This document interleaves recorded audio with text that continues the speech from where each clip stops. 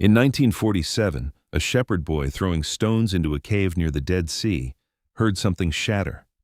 He climbed inside and found clay jars containing scrolls that had been sealed in that cave for roughly 2,000 years. Over the next decade, archaeologists would recover around 900 manuscripts from 11 caves in the cliffs of Qumran. Most of what the public heard about was the oldest known copies of biblical books. The scrolls pushed the earliest surviving Hebrew manuscripts of Isaiah, the Psalms, and Deuteronomy back by more than 1,000 years. That alone was the archaeological discovery of the century. But hidden among the fragments was something stranger. Pieces of texts that describe in explicit detail the names, the powers, and the children of the beings that Genesis chapter 6 mentions in only 2 sentences. The Bible most Christians read today gives you about 50 words on the Nephilim. The Dead Sea Scrolls give you names, bloodlines, dreams, an entire genealogy of hybrid offspring that was deliberately left out of the book. Today we're piecing together what 3 separate ancient sources actually said about the sons of the Watchers. And by the end of this video, you'll understand why the early church buried these texts so thoroughly that humanity needed a cave-in and a wandering goat to find them again. Let's start with what Genesis actually says, or rather, what it doesn't say. Genesis chapter 6 verse 1 opens with a single unsettling line. The sons of God saw the daughters of men, that they were fair. They took wives of all they chose. And there were giants in the earth in those days, and also after that. The same men which were of old, men of renown. That's it. 2 verses. A category of beings called the sons of God come down to earth, take human wives, and produce a hybrid race called the Nephilim. Then the text moves on to the story of Noah, and the giants are never explained. No names, no locations, no description of their powers or their fate beyond the flood.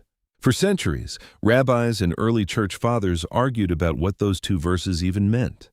Were the sons of God fallen angels? The righteous line of Seth that had intermarried with the corrupt line of Cain? Ancient kings who styled themselves as divine? The canonical Bible gives you almost nothing to work with. Every commentary ever written on these verses is essentially guesswork, layered on top of silence. But when archaeologists began unrolling the fragments from Qumran Cave 4, they found something that filled in the silence. And the picture it painted was not comfortable. Among the Dead Sea Scrolls were multiple copies of a book that had been missing from Western Christianity for nearly 1,500 years. The Book of Enoch. Ethiopian Orthodox Christians had preserved a version of it for centuries in their canon, tucked away in the highlands of Africa where Roman councils had less reach. But in the West, it had survived only as quotations in older writers, and most scholars assumed the rest was lost to history. Then Qumran gave it back, and the Book of Enoch answered the question Genesis refused to answer. According to the text, 200 angels came down to the summit of Mount Hermon, the tallest peak on the border of modern Israel and Lebanon. They weren't sent. They chose to come. Their leader, Semjaza, made them swear an oath together, binding each of them to the same crime so that none could betray the others. It was a conspiracy in the literal sense, a group decision to cross a line none of them could cross alone. They took wives from among the daughters of men, and they taught humanity things that humanity was never meant to know. The text names them, not all 200, but the 20 chiefs. Azazel taught men to forge swords and shields and breastplates. He taught the women how to use cosmetics, antimony for the eyes, and precious stones. Barachiel taught astrology. Kokabeel taught the constellations. Armaros taught the breaking of enchantments. Shamsiel taught the signs of the sun. Sariel taught the course of the moon. Penemu taught the art of writing with ink and paper, which the text frames not as a gift but as a corruption, a means by which human beings would deceive each other across distance and time. Stop and notice what's happening here. The Watchers aren't charged primarily with love affairs. They're charged with teaching, metallurgy, weapons, cosmetics, astrology, sorcery, writing itself. The book is describing a technological and occult transfer from another order of beings to humanity, and it's naming the teachers one by one. In the Enochic worldview, the things that made human civilization recognizable as civilization were not discovered. They were leaked. And then the children came. This is where a second text, found in at least 6 different copies at Qumran, takes over the story. The Book of Giants. Until the scrolls were discovered, scholars knew this book existed only because later religions, including Manichaeism in Central Asia, had quoted it in their own scriptures. Most of it was thought to be lost forever. Then it surfaced in the caves, in fragments, in the original Aramaic, older than the Manichaean copies by centuries. The Book of Giants names the hybrid offspring of the Watchers, and this is what the canonical Bible erased. Two of the most prominent giants are Ohiah and Hahiah, the sons of the Watcher Shemihaza. A third is called Mahaweh, sent as a messenger between the giants and the patriarch Enoch. The fragments describe them speaking to each other in a kind of rough camaraderie, boasting, arguing, challenging each other to feats of strength, and eventually having dreams that terrify them. And then, in one of the most startling details in the entire collection, the Qumran fragments name another giant, Gilgamesh, the same name as the hero of the oldest known epic in human literature, preserved on Mesopotamian clay tablets more than 1,000 years before these scrolls were written. The name sits there in the Aramaic, casually, as if the ancient scribe assumed every reader would already know who he was.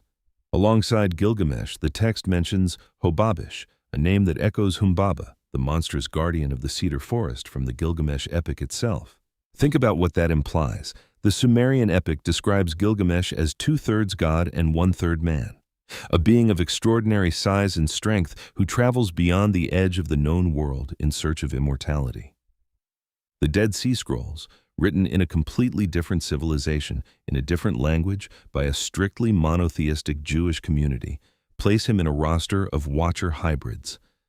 Two separate ancient cultures, with no apparent reason to coordinate their records, identified the same name as belonging to the pre-flood hybrid bloodline. Either the authors of the Book of Giants borrowed the name from Mesopotamian lore and repurposed it, or both traditions were pointing at something older than either of them. That's two of our three sources pointing at the same record. The third source pulls the story toward its ending. The Book of Giants describes a series of dreams that the giants themselves experience, and the dreams are what break them. In one, Hahiah sees a garden planted with 200 trees. A great fire descends from heaven and burns all of them to the ground, sparing only the roots. In another dream, his brother Ohiah sees the earth being plunged into water. 2 tablets are given out, one of which is completely washed away. The giants wake up shaken. They don't understand what they're seeing. They send Mahaweh, the fastest among them, to find Enoch, the only human who speaks to the angels, to ask him what the dreams mean. Enoch's interpretation is not comfortable for them. The 200 trees are the 200 watchers, their fathers, and the fire is their coming judgment. The tablet washed away in water is the fate of their children, the flood. In other words, this second text, preserved only in fragments in a desert cave, describes the Nephilim knowing the flood was coming for them specifically, not as a general judgment on humanity, as an extinction event aimed directly at their bloodline. The giants in the Book of Giants are not villains roaring at the sky. They are children of a transgression they did not choose, watching their own annihilation approach in dreams and unable to stop it. So we have Genesis telling us giants existed, the Book of Enoch telling us who fathered them and what they taught, the Book of Giants telling us their names, their dreams, and their knowledge of their own coming end. 3 sources, 2 of them deliberately absent from the modern Bible, which raises the obvious question, why were they removed? The honest answer is messier than most internet explanations suggest. The Book of Enoch was never universally accepted in the first place. Some early Christian writers quoted it as scripture, including Tertullian, one of the most important Latin theologians of the 2nd century. Irenaeus treated it as authoritative. Clement of Alexandria cited it. The Epistle of Jude, which is in every Christian Bible, directly quotes the Book of Enoch by name, including the phrase about the Lord coming with 10,000 of his holy ones to execute judgment. A canonical New Testament book quotes a text the Church would eventually declare non-canonical. By the 4th and 5th centuries, as church councils began formalizing which books were officially scripture and which were not, Enoch was gradually pushed out. The Ethiopian Orthodox Church never got the memo and kept it. Everyone else dropped it. The reasoning given by the figures who argued against it was usually that its authorship was uncertain and that its theology of angels was considered dangerous to ordinary readers. Augustine, in The City of God, wrote that the book contained too much that was fantastical to be trusted, and that readers might be misled by its claims. Jerome dismissed it as apocryphal.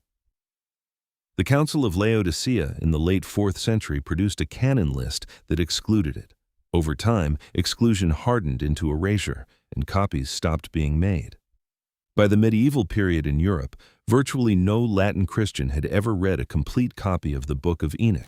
But consider what was being erased: a named genealogy of hybrid beings, a record of specific angelic defectors identified by name and rank, a claim that humanity's knowledge of metallurgy, weapons, astrology, sorcery, and writing came from a transfer that was never sanctioned by heaven. A suggestion that the flood was not a general punishment, but a targeted one, aimed at a specific bloodline.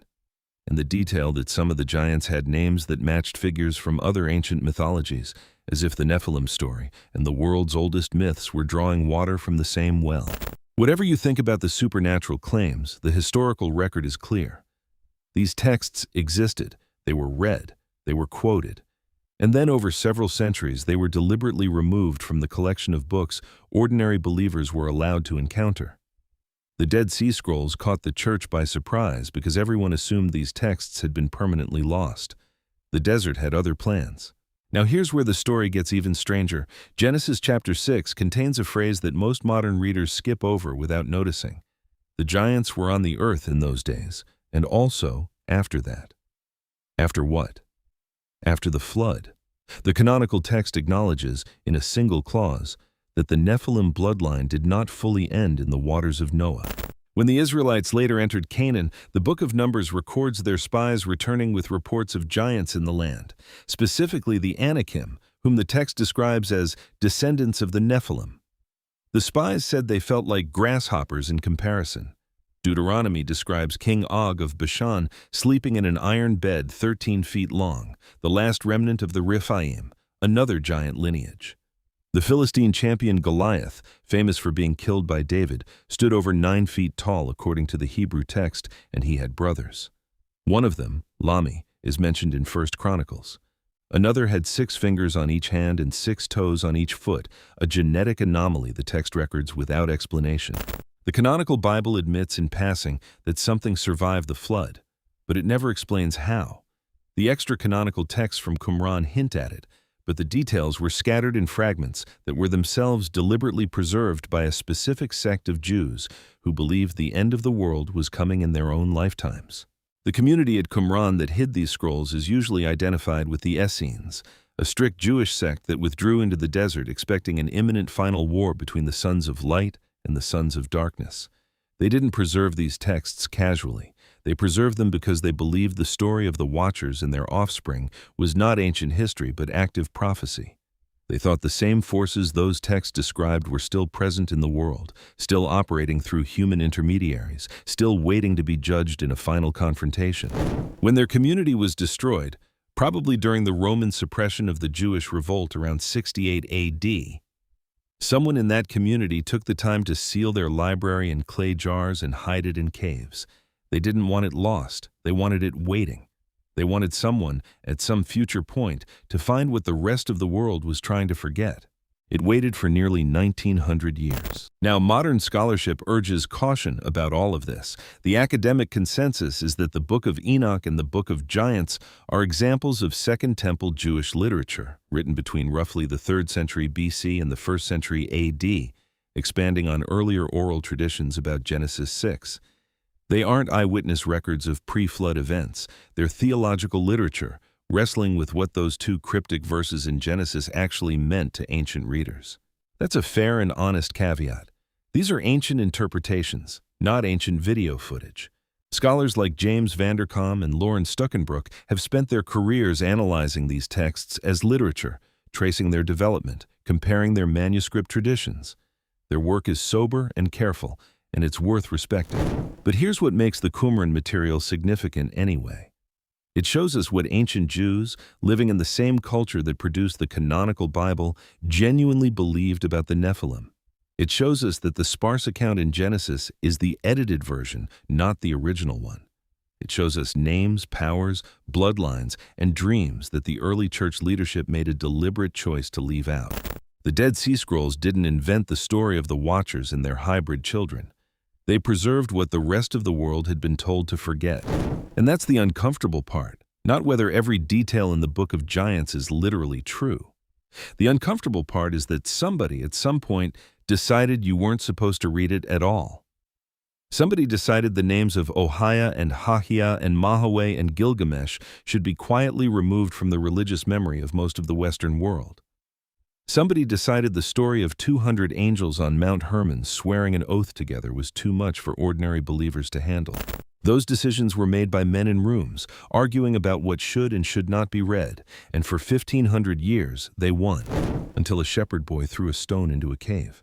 If you found this interesting, the next video on screen goes deeper into the Book of Enoch's account of what happened to the Watchers after their judgment, and why the text says some of them are still bound beneath the earth, waiting.